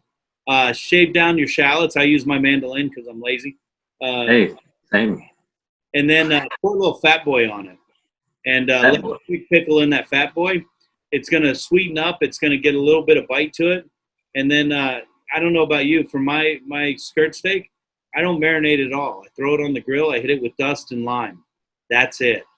There you go. Phenomenal. That'll get a nice Plug your shit, Eric. Plug your shit. Get the dirt. If you need some, I was gonna say too. Plug your No shit. dirt on the skirt. No My dirt. favorite thing though too is some St. Louis style ribs with some dirt on it. You put There it in you the go. oven at 350 for 45 minutes, and then you just sear it with your favorite barbecue sauce with the like little cooking juices. You know, if And you go to then- the Voodoo Chef website at the present time, the brand new Voodoo Chef website, you'll be able to find the recipe for Voodoo Magic Ribs. It only requires 4 of our products. Look, there's the Voodoo. Is that dirt? I can't even see. Is that dirt? It's dirt. Look how empty it is. Tell me I'm going to get him a new bottle. I have a scant amount. Yeah. I'll have to get Pops a new bottle. I need to order a 5-pound spice mix. Bag, only $75 Yeah. on the Voodoo Chef website right now. Free shipping. All orders over $50. Hank, what's your last meal, man? Well, look, my country ass ain't eating no steak. It's not gonna be any salads or anything like that. It's gonna be. I need at least 3-4 pieces of fried catfish, fried hard. Really? I need. I will say this. Last week I've had it before, but last week I guess it tastes a little bit different. I don't know if you've ever been to 7th and Grove. No, in that's. Ybor. I heard a lot about it. So the executive chef, when they first opened up, is actually Chef. Shout out to Chef Jimmy. I can't think of his last name. He actually moved to what's that? I'm being a dick. Go ahead. Oh, but Chef Jimmy actually he's a Johnson & Wales grad, and I believe it was North Miami. But he left. But one of the items on the menu was this fried catfish meal with collard greens, smoked Gouda cheese grits, and a Creole pan sauce with fried okra. Oh, And I got one for free because of that Grow Financial thing they were doing last week. and then I bought another one to go home with. But I will say, even if it's not, I'm a fat kid. Look, it is what it is. But I will say that my last meal has to consist of probably a solid 3-4 pieces of fried catfish, some cheese grits. But if I get it from 7th and Grove, I'll take it. And then a slice of my mom's red velvet cake, because I love you, Mom. Wait. I want some of the red velvet cake. Let's just throw that out there now. I can make it myself. I know how to make it. You ain't got the love. No, I make it better than her. Like I say that now. Get her on the podcast right now. Throw that out. Get her on the podcast. Hold on. I get on the podcast. Hold on. I'm gonna get her. Get Mom on the podcast right now. I haven't seen your mama in 20 years. Maybe no, I didn't do 20. Come on now, cut it up. How long? It's been probably since we were in. He was on the Steak and Shake on East Hillsborough Avenue. Yeah, so that was probably about a good 13 years. Hold on. Wow, 13, my ass. When did you graduate? 2008. What year is this? 2020. 2020. Question. Years. I don't keep track. 20-something. Year ever. That's what it is. Lex, everybody's looking at Lex going, Somebody want to talk to you. she's going to say a salad. No, she ain't. No, I'm not. Hello, I don't have my glasses on, so I can't see who I'm talking to. So that's Chef This is down there. Steve Youngs. How are you? I haven't seen you in like 30. Hello, Yeah. it has been a very long time. How have you been? Been great. How about you? I'm doing well. You're on a Are podcast. you proud? I beg your Are pardon? you proud? Are you proud of Hank? Are you Yes, proud I of me? am. I am very proud of him. You should be. He's Thank a you, young too. man. Hold He's done on. an amazing job. Well, thank you so very much because it was kind of touch and go at the very beginning. He's going to be We already talked about that. We Still touch and go. Mom, it's going to be touch and go right now. I got to tell you.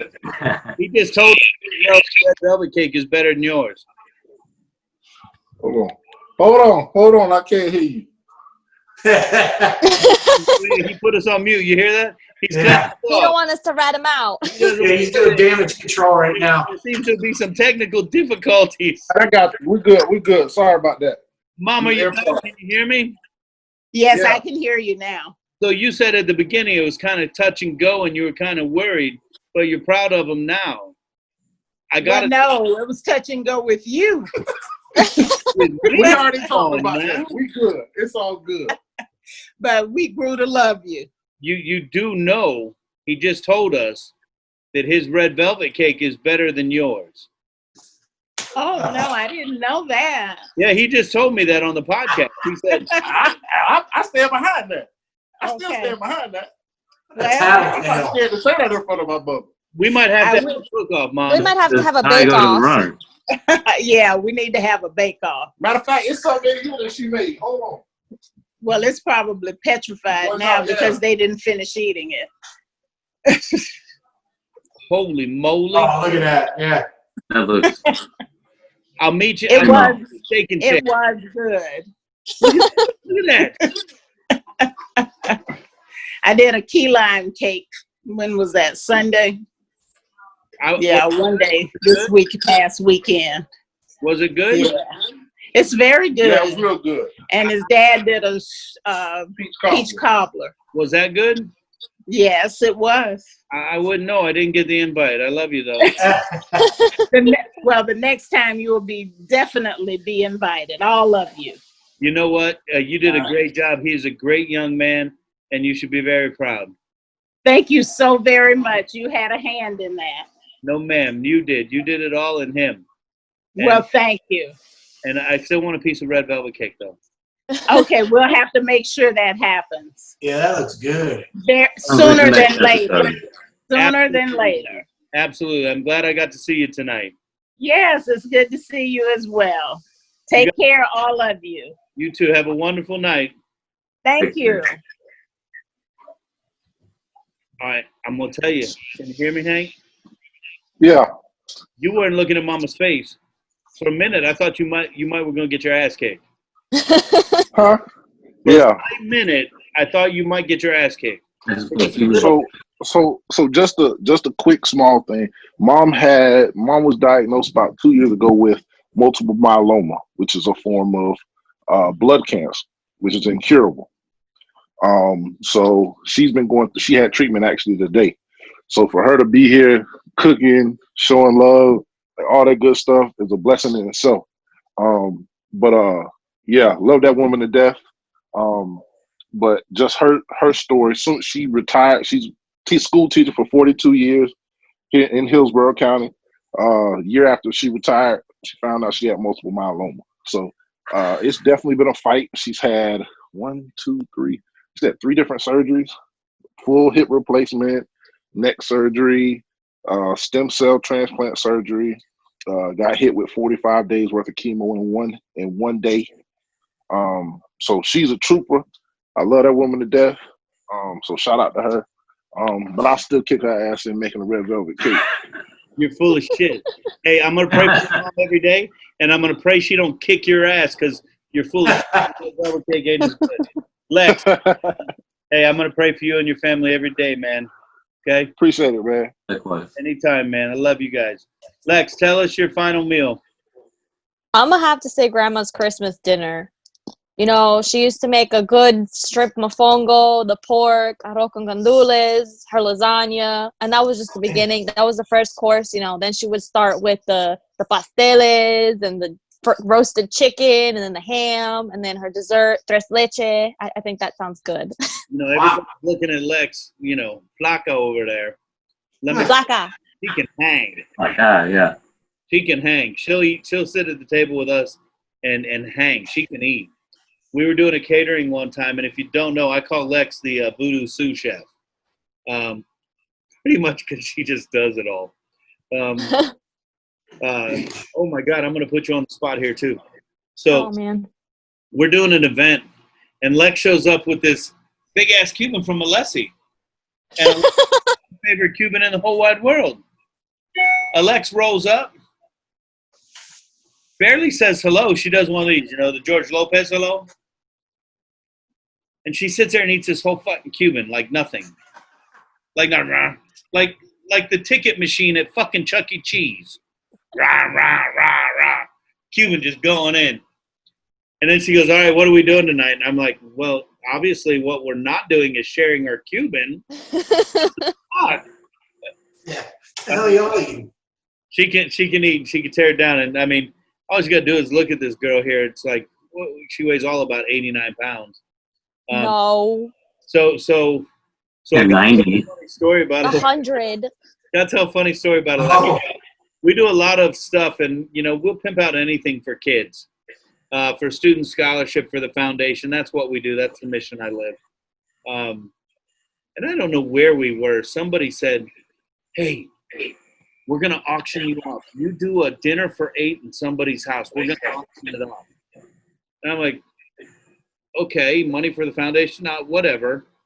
And all of a sudden, next thing I know, I'm cooking at somebody's house. I don't want to do that shit. I don't want to do that. I don't want to go into somebody's home and cook. And anyway, we go out to, I mean, we're like on the Gulf of Mexico. We're on this house. You walk out the backyard and you're on the Gulf of Mexico. You're on the beach. And Lex is there, and H is there, and our publicist is there. And our publicist tells Lex she has to vacuum the whole house before we leave. Oh, jeez. What? So Alexis walks up to the people, and she's pissed. Lex is like, I ain't fucking vacuuming this house. I don't think I've ever heard her swear, and I'm going to bet she probably swore that night. I ain't doing this shit. I'll cook all you want. I ain't vacuuming no fucking house. No, you said vacuum the kitchen, which was tile floor. We're carrying stuff to the car, and it's like that scene from Dumb and Dumber. Every time they put the hot peppers in the guy's sandwich, and every time he's not looking, they're like laughing. Every time Lex isn't looking, we're kind of laughing like, can't believe she's gonna fucking do this. She asked the people for the vacuum cleaner. No, I didn't ask them. You guys cracked before I asked. I don't know. It was the event at 81 Bay that I got the kid to vacuum the floor in the back. Remember? Yeah, we did that cater for Spider. We It did was the catering for Spider. Pay it forward. You did it to someone else. But they actually asked for a vacuum. I didn't. And just so you know, he quit culinary school the day after that. Oh, I'm sorry. No, don't be. He was sorry. But hey, you know what? We gotta keep going here. We normally do what we call the final five, and we ask our guests 5 questions, rando. We're gonna ask you guys just as a group, okay? Coke or Pepsi? Coke. Coke. Oh, You're lucky. We almost had to kick people out. We kicked one guy out. How do you eat your steak? Well done. Jesus. medium rare. Let me just get ready to exit. Well done. I don't want to see anything pink. Oh, You're lucky. Only one What? thing pink. what? Womp womp. What do you do in your time off? Sleep. Says the restaurant worker. I've been laid off, so it's a lot of reading and sleeping. Hank, what are you doing in your time off? I watch the birds sing in the trees, and no, in all seriousness, no. I do a lot of community service work. I do a lot of work in the community, so like a lot of people talking about it. I'm actually doing it. Serves the community through food and education, and we need volunteers all the time. Just throwing it out there. What's your favorite cocktail? You said favorite cocktail? Favorite cocktail?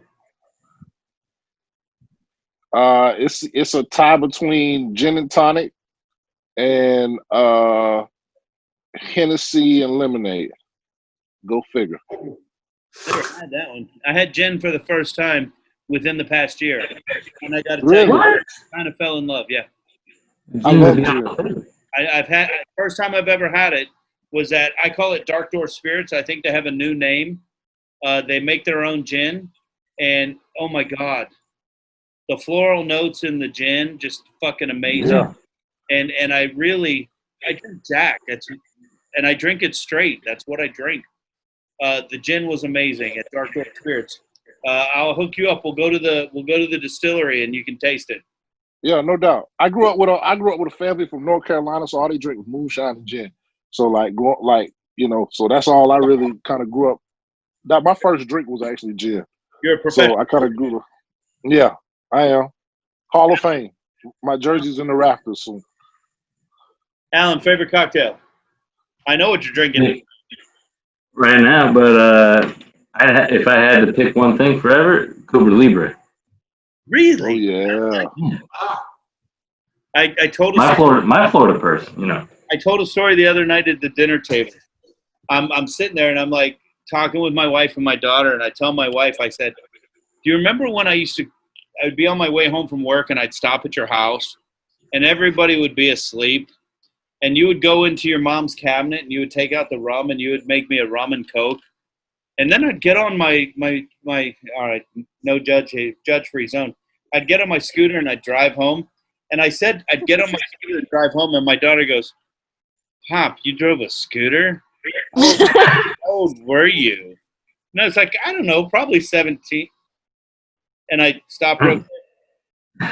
"Mama was making you rum and Coke at Lita's house?" Yeah. Oops. Do as I say, not as I do. Exactly. My daughter doesn't drink, so that makes me happy. She's one of these people. Thank God. She's my girl. Thank God. All right, so Lex, I'm not even going to ask you because I don't want to know. I'm not 21 yet. That's my answer. All right, Good answer. Good answer. last question was your favorite memory at culinary school. If we could do it in 30 seconds or less, give it to me. Start with Alan. Well, my favorite memory would be CIA. Anthony Bourdain was shooting an episode of the Hudson Valley of No Reservations, and the university was a buzz of commotion. And 2 weeks prior, I had actually given someone my copy of Kitchen Confidential, so I couldn't get it signed by him. But that was certainly something I stay awake up about at night thinking of. I had an amazing friend of mine lend me his copy of Kitchen Confidential. Look, that the old print. And it sits right here in VooDoo Studios waiting for him to come back so I can give it back to him. Ed, I love you, my friend. Your book is right here at your station in VooDoo Studios waiting for you. I just always forget In the proper place. Give it back Is to that you. where it went? Oh my God. Wow. Awesome book. Awesome book. Hank, 30 seconds. I like how you have that on hand. Go ahead. Favorite memory from culinary school.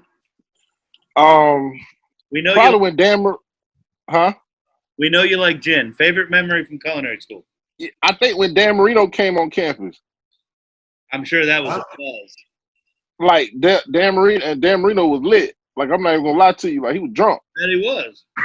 Yeah, let me tell you something. Dan Marino drinks a lot, but in 30 seconds or less, his daughter was thinking about coming to the school, and so they kind of cleaned up campus and everything, and of course all the folks that were kind of like working for the school and stuff kind of had to help him out. And so I got he came in a Tommy Bahama shirt, some golf shorts, and some dirty white slip-on Vans. Hey, you remember? Nothing but the best. You remember Dat Lee? Yeah, I remember Dat Lee. So Dat worked for Anthony Coalfire, which Dan Marino had a stake in. Yeah. Really? Dad had autographed footballs from Dan Marino in his trunk that he would give out at like store openings and stuff like that. Dat Lee, I know you watch the podcast. I know you know everything that we did for students at Chamberlain High School. And let me just say right here, with all the love in my heart, fuck you for not giving me my Dan Marino football. Just saying. All right, Lex, your favorite. Fuck you. Guys, I would have to say it was in the culinary program with you when you walked in on us plastic wrapping Frank and Ty together, and you kind of just looked at us like, what the hell, guys? The school board's downstairs. Yeah, but if I remember correctly, I just turned around and walked out, right? Yeah, but you gave us the really guys look and like walked out, made sure we didn't, the school board didn't see us plastic wrapping each other. We did some crazy stuff there, and we'll have to come back and we'll get some alum on and we'll talk all about Chamberlain a different day. My favorite part of the entire podcast, pointless pop culture trivia. So we're going to do some pop culture trivia here. And if you couldn't tell by the title, it's pointless. And I may kick everybody's ass in here. So everything's made up and the points don't matter. What's that from? That's from Remote Control, isn't it? Yeah. It sounds right. Ken Ober. Isn't that from Remote Control? I think so, yeah. You just hit an all new level of coolness, Alan. Yeah. All new level of coolness. Hey, That was fucking incredible. That was great. Like shit Ed would dig out. Oh, man. I knew I heard it somewhere, but before my time or something, I don't know. Way before your time. I couldn't know that. That's where Adam Sandler got his start. yeah. All right, and Colin Quinn. Yep. I don't recall that one. But Donald Logue. Yeah, there's a few people. All right, so let's give you the rules for pointless pop culture trivia. But before we do, I got to tell you, Lex, you're not allowed to drink. You're underage. So the rules for pointless pop culture trivia, real easy. Ed is the judge. The way it works is we are going to read a question. You can call in to say your answer at any time. If you would like to answer the question, you do nothing more than shout out your name. So as we see Hank moving to private quarters, so he can. Because I gotta get another drink. Hold on. He can fully listen in. Yeah, refill. Competitive. If he wants to answer the question, all he has to do is yell, Hank. And then no matter who calls in first, Ed is the judge and the jury. Ed has final say. At that time, you will have the opportunity to answer the question. If you answer it properly, you get 1 point. If you don't, I will then start reading the question again, and we continue. However, you're out of the question. The other two contestants get to call in, and give the answer. Pretty simple so far, right? Like Jeopardy. Yeah. Yeah. Rule number 2, except for Alex, you have to have a drink. Yes, sir. I saw you both refill. Yeah, I switched over to wine. Nice Cabernet Sauvignon. I got lots of jokes. I'll let them. I'm more about that life. All right. Question Your paws out. number 1. The gator paws out. Watch out. To answer the question, if you have the proper answer, all you have to do is yell out your name. Question number 1. Troy was a basketball standout until he met Gabriella. It was definitely the start of something new. What was Chad's advice to Troy regarding his lack of attention to basketball? Alexis, Uh-oh. keep your head in the game. Ed, are we going to give it to her? We will accept that. Yes. We will accept that. The real answer is get your head in the game. We will accept keep your head in the game. What movie or show or whatever was that from? High School Musical. You may not have seen High School. Oh, I definitely I shit. definitely seen that. I never saw that. I've never seen it either. Yeah, she You're such a got liar, Chef. Yeah, I remember that. Eric Yeah, said, Chef has a little girl. Generations Grease. Put 5 minutes on that, and my wife said, "What the fuck are we watching? Turn this fucking shit." Hey, don't bash Grease. It's a great movie. Yeah, I'm no talking fucking about High School profanity, Musical. okay? Hey, now that we're alluding to question number 2, but the score is 1-0 Alexis. Remember my bandana right here. Good girl, Sandy Olsen. Hank. Uh-oh. I Grease. can't hear you. Audio's going out. Yeah, there we go. Ed, Hank called in and answered Grease. Is that the correct answer for number 2? Absolutely not. I figured it would. You're out for the rest of the question. I will start again. Good girl, Sandy Olsen, and greaser Dan Zuko fell in love over the summer when they unexpectedly discover they're now in the same high school, wondering if they will be able to rekindle their romance. This is the theme of the 1978 classic, Grease.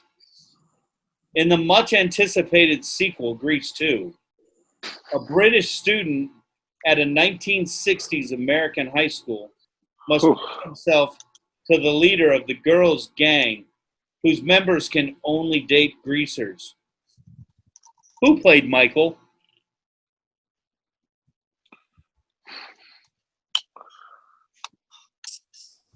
Am I allowed to Google? Absolutely No not. cheating. Tell me more. Tell me more. That's Grease 1. That's the wrong I know movie. That's the only one I know. I think I saw 5 minutes of Grease too, if I recall. Oh, what's his name? That's all we saw too. All right, we're going to call time. The answer, Yeah. even though I may or may not have seen that movie a million times, is Maxwell Caulfield. Lex, you want to know what's funny? The Catcher in the Rye? It was at the tip of my tongue. I do it. We had this conversation Yeah, I know. at 81 Bay because I was Yeah. that you were Did he cater these questions to you? the movie. I don't know. Probably. Question number 3. Lex is winning 1-0.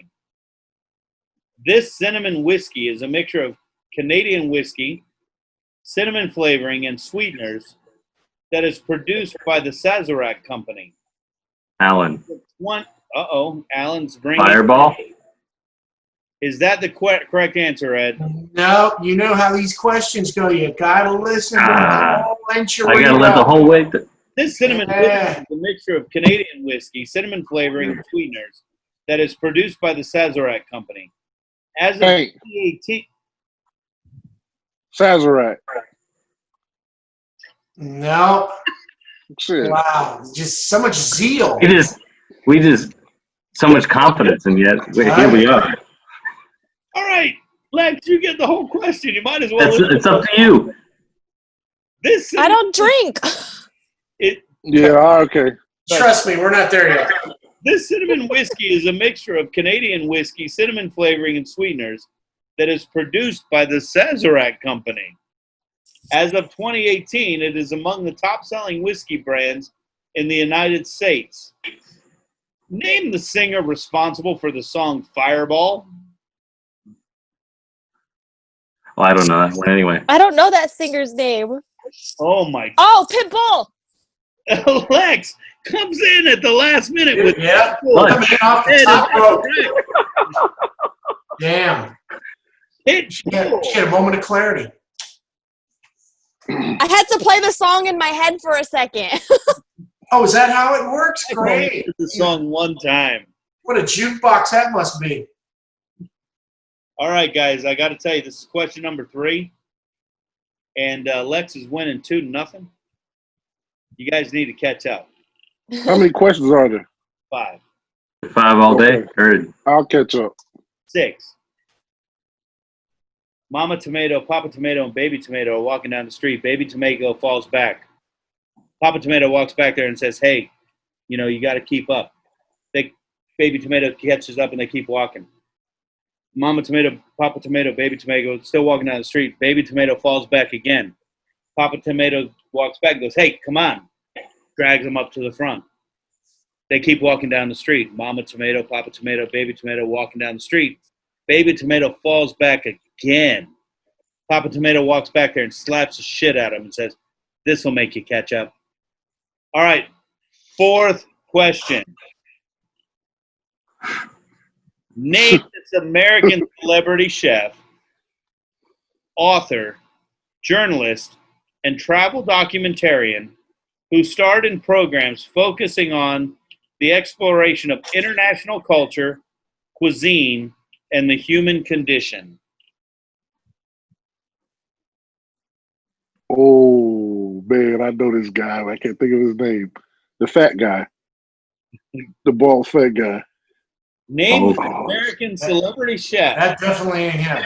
author, journalist, and travel documentarian who starred in programs focusing on the exploration of international culture, cuisine, and the human condition. Hey, Hank rang in, I think, Ed. Yep. Hank, go ahead. Anthony Bourdain.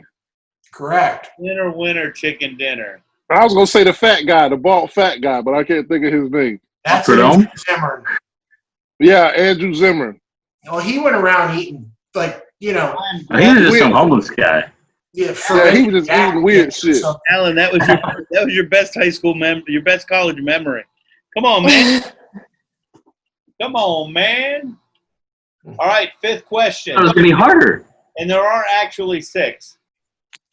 5th question. Sure. Lex has a chance to tie. Lex is winning 2-0. No, not 2-0. It's 2-1. 2-1. You gotta give Hank his point. Alan Thank dropped you. out. He's so afraid.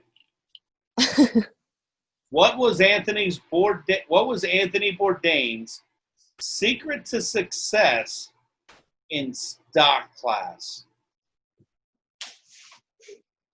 Hank, Hank. cocaine. Hey, we give it to him. We give it to him on default. We give it to him on default because Bourdain is full of debauchery and he talks about cocaine all throughout the book. Yeah. It's probably wrong, but I thought it was cocaine. Ed, your final judge. It's not the right answer, but damn, I mean, you just can't argue with that. You can't. So it's not cocaine. The answer is stock bases. He snuck chicken base into the class and added it to his chicken stock to create the perfect stock during stock class. But I like your answer better. Wait. Don't do drugs, kids. Kids. The right word is kids. Wait. Don't do drugs. Don't do drugs unless it's great shit at an unbeatable price. Kids, don't do drugs. Adults, I don't have anything to say to you. You do what you want to do. You go. You do you, baby. Here's the VooDoo disclaimer. You do you, I'll do me. The minute you doing you interferes with me doing me, I cut you loose. Hey, understandable. So, stay true. Absolutely. Hold on. Let me break some bad news to Alan real quick. You're losing. Let me break some bad news to Alan real quick. He's coming back. Hello. I've got some bad news. What's that? Because of technical difficulties on your end, you've lost. Okay. We now have a tie between Lex and Hank, again, based on the judge's decision. And we're going to go to the final question. The final question. I don't need the phone for the final question. For your money today, what are the best sauces and seasonings on the market? Hank. The goddamn VooDoo chef, sous chef. Where the hell were you? I couldn't. I pressed the button like there was a button on the table. This is Family Feud. You're not doing up on the top. Hank. Yeah. Staples easy. If it ain't VooDoo seasoning, VooDoo sausage, you ain't doing it right. If it don't come from VooDoo, then you need to just throw the food away and try again. Hey, you know what? You're exactly right. Everybody's a winner because we're all doing what we love. We're all happy. We're all taking care of what we need to take care of. I love all you guys. Thank you for coming on the VooDoo Chef podcast tonight. I hope you guys have an amazing night, an amazing week, an amazing life. And we're here if you need us. Thank you, guys. Peace. Thank you.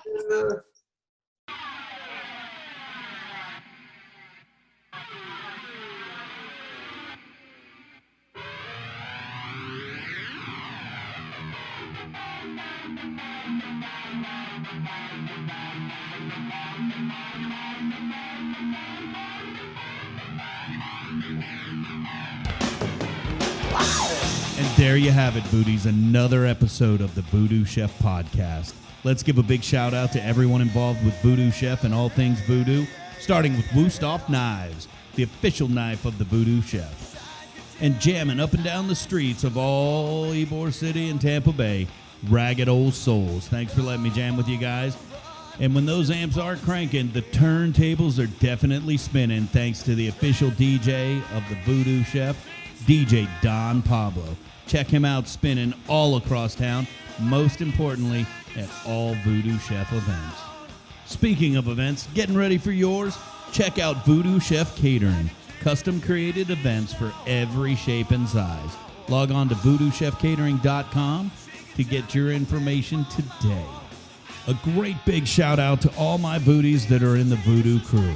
Thank you for your support. And of course, we could not do what we do in the crew without all of our crew sponsors. First Watch, Chef Shane Shibley, thank you for believing in our mission. And of course, we can't forget VooDoo Mortgage. For all your mortgage needs, check them out at VooDooMortgage.com. Alessi Bakery, a Tampa staple. Drop in and check them out today. And our newest sponsor, Twisted South Food Truck. Chef Adam Jessup, thank you for what you do. And of course, all things VooDoo are in support of the VooDoo Chef Foundation, providing culinary scholarship and feeding those in need. To find out more information or make a donation yourself, log on to VooDooChefFoundation.com today.